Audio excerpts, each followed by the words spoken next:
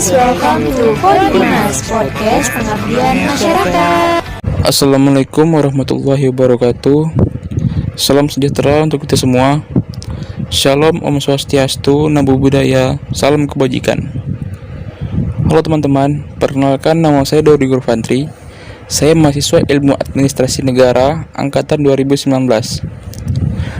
Dan di sini saya tidak sendirian. Saya bersama rekan saya yaitu Aditya Juliandi. Mungkin untuk Aditya Juliandi bisa memperkenalkan dirinya terlebih dahulu.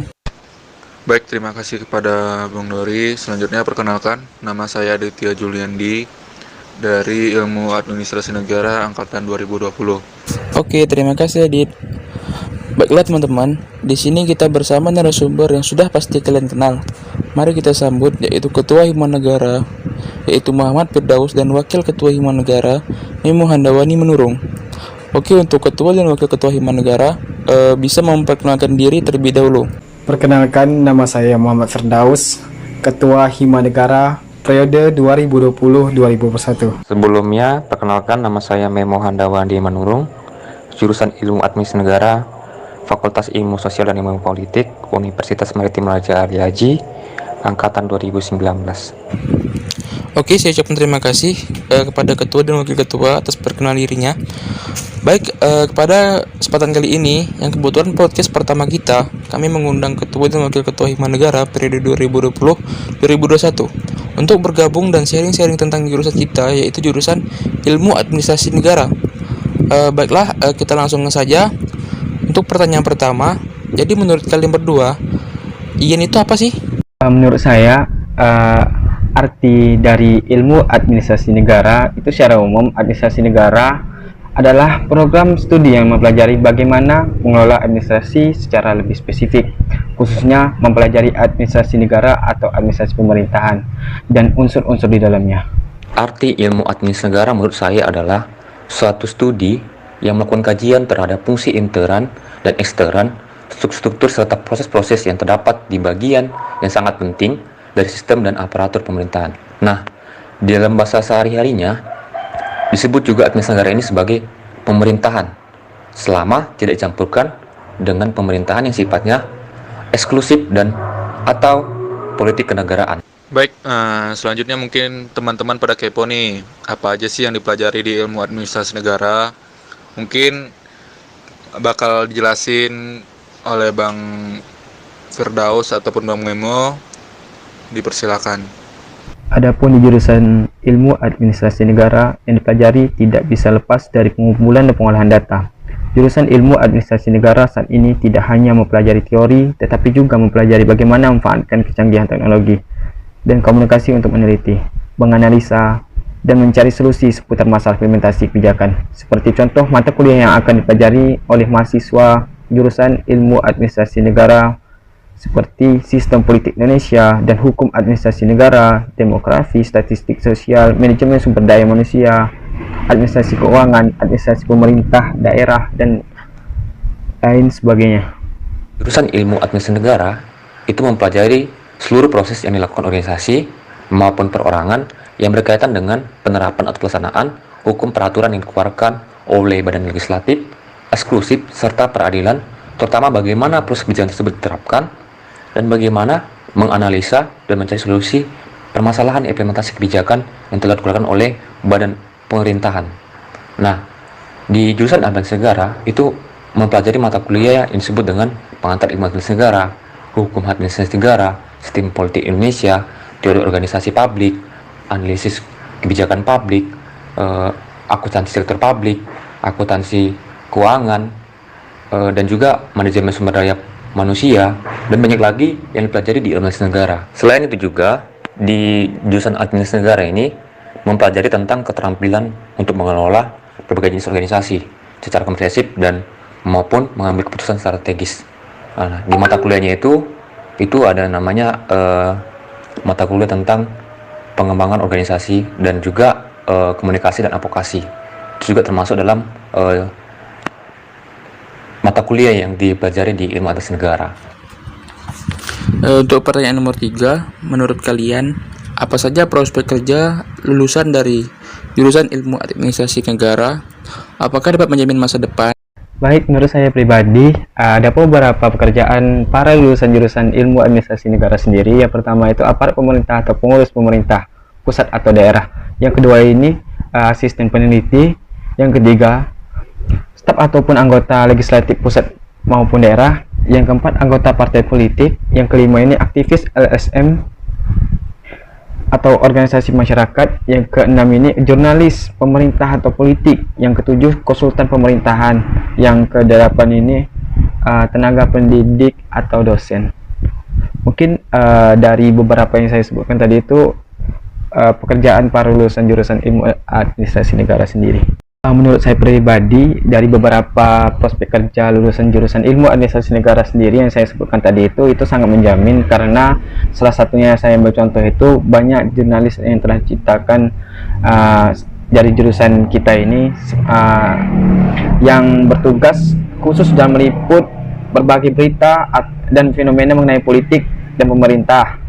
Merupakan prospek kerja yang menjanjikan bagi lulusan administrasi negara sendiri. Pekerjaan ini sangat tepat karena selain pintar menganalisis, lulusan administrasi negara juga pasti telah menguasai materi-materi dasar dari fenomena politik ataupun fenomena pemerintahan yang diliputnya. Mungkin dari saya itu yang bisa saya sampaikan.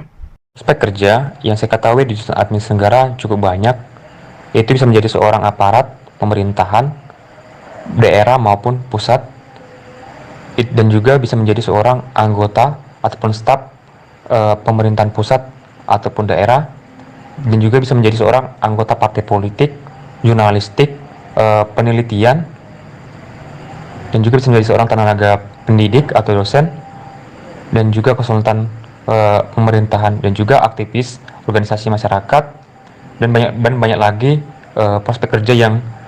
peluang prospek kerja yang ada di jurusan administrasi negara. Nah, menurut saya yang paling menjamin prospek kerjanya di jurusan administrasi negara itu adalah bagian konsultan pemerintahan dan juga tenaga pendidik atau dosen. Itu menurut saya yang prospek kerjanya yang paling besar. Baik, selanjutnya menurut ketua dan wakil ketua, apakah di IAIN ini ada sangkut pautnya dalam dunia politik? Ya, pasti berkecimpungan dalam dunia politik, karena hubungan ilmu administrasi negara dengan ilmu politik adalah ilmu politik mendukung ilmu administrasi dalam mempelajari peraturan, kekuatan, dan kekuasaan dalam masyarakat. Nah, tidak selamanya jurusan ilmu administrasi negara itu selalu berkecimpungan di dunia politik. Nah, di jurusan organisasi juga memang kita di jurusan administrasi negara banyak sekali tentang mempelajari tentang mata kuliah tentang pemerintahan ataupun kebijakan keuangan pemerintahan. Tetapi di administrasi negara itu juga kita diajarkan untuk bagaimana cara mengelola keuangan yang ada di pemerintahan negara, dan juga kita juga mempelajari tentang statistik sosial. Nah, jadi menurut saya tidak selamanya administrasi negara ini selalu berkecimpung di dunia politik, tetapi pada dasarnya administrasi negara memang selalu identik dengan dunia pendidikan. Untuk pertanyaan nomor 5, menurut kalian bagaimana cara memilih jurusan yang tepat?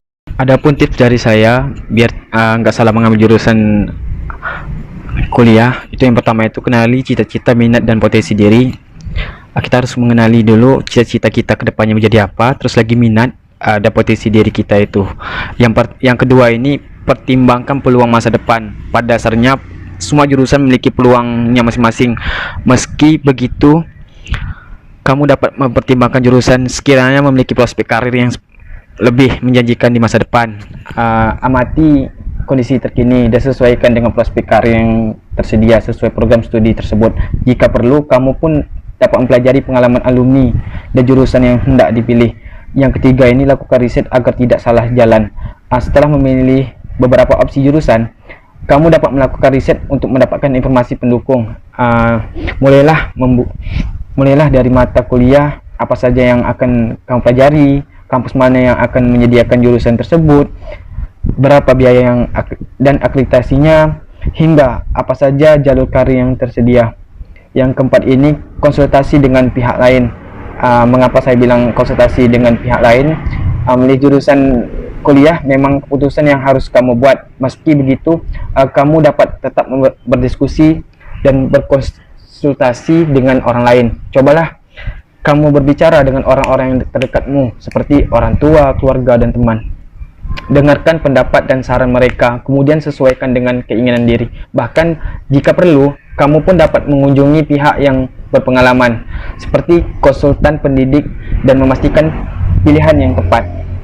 Yang kelima ini, beri waktu kepada diri sendiri. Setelah melewati beberapa langkah di atas, hal tersebut yang dapat kamu lakukan adalah memberi waktu pada diri sendiri. Biarkan dirimu memikirkan semuanya dengan perlahan-lahan, mulai dari kemampuan diri, peluang masa depan, hingga pendapat dari orang terdekat.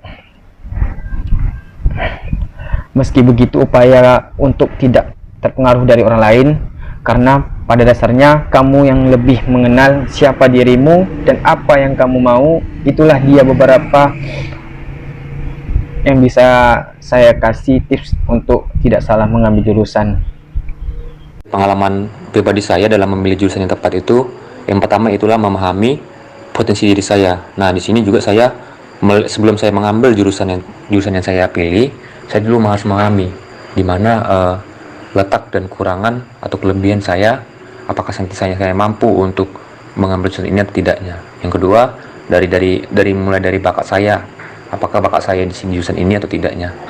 Dan juga melihat juga prospek kerja yang ada setelah saya lulusan nantinya. Apakah nanti ketika saya lulus dari jurusan ini, peluang yang saya dapatkan itu banyak, peluang kerja saya dapatkan banyak. Dan juga saya juga melihatkan kesesuaian antara biaya kuliah dengan jurusan yang ada. Dan saya sebelum mengambil jurusan itu, dari pengalaman pribadi saya, yang mungkin dari segi ekonomi saya mungkin cukup terbatas, yang mungkin tidak mampu untuk mengambil jurusan kedokteran, contohnya kedokteran dengan biaya kuliah yang cukup besar. Nah, tentu saya juga harus melakukan pertimbangan. Nah, jadi itulah dari pengalaman saya dalam memilih jurusan yang tepat. Juga dari pengalaman saya juga harus melihat juga di dalam jurusan tersebut itu mata-mata kuliah apa saja yang dipelajari. Contoh yang saya hobi dalam menghitung, ya mungkin saya lebih prioritaskan mata kuliah tersebut. Nah, contohnya di yang saya tidak hobi menghitung, mungkin saya tidak memprioritaskan daripada mata kuliah tersebut. Ya mungkin itulah yang menjadi kelihatan kita juga. Ya mungkin yang kita hobi dalam berbahasa Inggris dalam macamnya, itu juga menjadi dasar kita dalam melihat pertimbangan-pertimbangan dalam memilih jurusan yang ada. Baik, terima kasih kepada Bang Firdaus dan Bang Memo sebagai narasumber kita hari ini dengan tema judul Ada Apa Dengan Ian, Apakah Ada Masa Depan? Baik, mungkin sekian dulu acara Podimas hari ini. Sekian, terima kasih. Assalamualaikum warahmatullahi wabarakatuh. Bye-bye.